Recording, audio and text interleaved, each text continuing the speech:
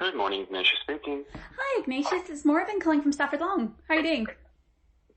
Good, thanks. How are you, Morgan? Yeah, I'm good. I'm good, son. Are you still free for a chat?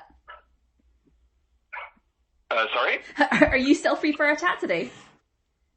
I am, yes. Fab. Excellent. Grand. I'm so sorry for the complication last week of just trying to sort my landline out. I'm really grateful you could reschedule.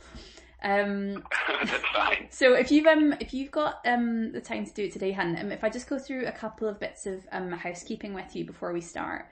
The first thing to say really is obviously like you've already done the survey itself, and so you know a little bit about what's the sort of purpose of gender equality came in. But I suppose what I wanted to just talk to you about is that the way that we'll be using these interviews. So we're doing a whole series of different interviews with participants at the moment, and the things that you say during the course of the interview basically will inform the facts and statistics that form the sort of the report on the survey this year. But we'll always be quoting you anonymously, so anything that you say will never be attributed to you. We'll always just say like, this thing was said by X anonymous Keyman's resident, if that makes sense. All right. And the other thing is just a quick check, really. Are you comfortable if I record this just for my own note-taking purposes, just because my shorthand is really bad? Yes, of course. Great, excellent. Okay, fab. Just saves me having to sort of frantically write while I'm talking. Okay, and so the first question then really is, so thinking about your particular organisation that you work in and the industry that you're part of, how would you describe the gender balance? I think in the organization I'm a part of, it's quite balanced. Mm-hmm. If I think of especially the property where I am right now, the management cadre, the group of managers are very diverse.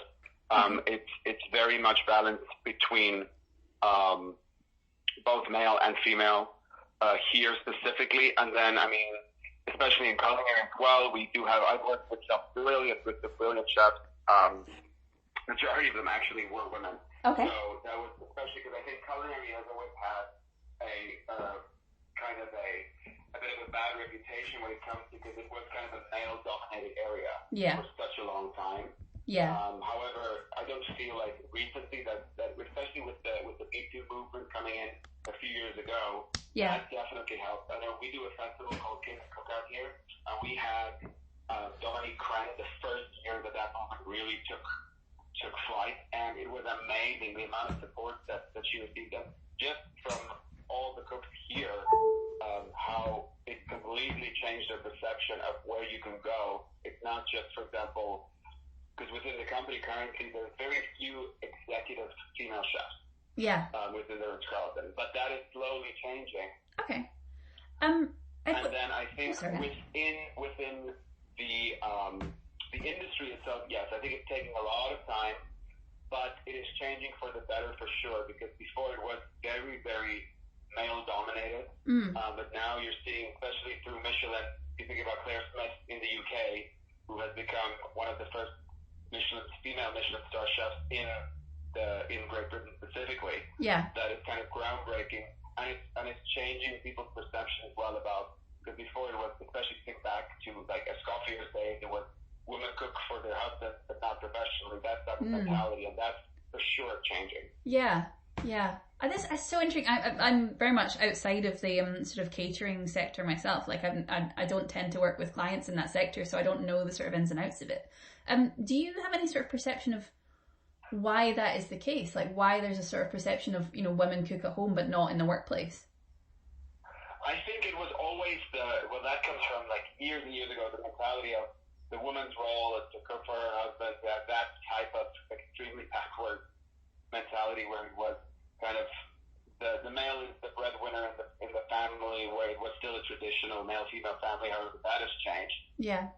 But I do think it took a lot of time and a lot of hard work from these specific groundbreaking chefs who kind of just didn't stop fighting. Yeah. I mean, it's the same for any non-white chef specifically, because it also was a very color biased problem for years.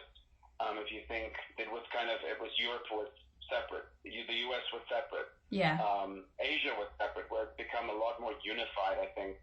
Yeah. The last few years specifically, especially the last 10 years. Yeah.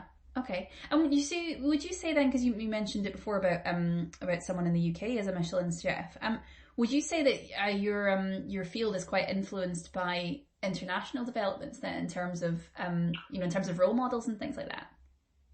I think definitely so, especially here. What we always do, because I mean, living on an island that is, we're technically part of the UK, but it's also independent. It's so important because most of our guests are all international, right? So we need to constantly look at what is happening in the outside world, because you kind of live in a bubble when you live here. Yeah. I mean, the biggest news is there was a traffic jam for 30 minutes. That's headline news. So it's not. It's way different than what's happening in the rest of the world.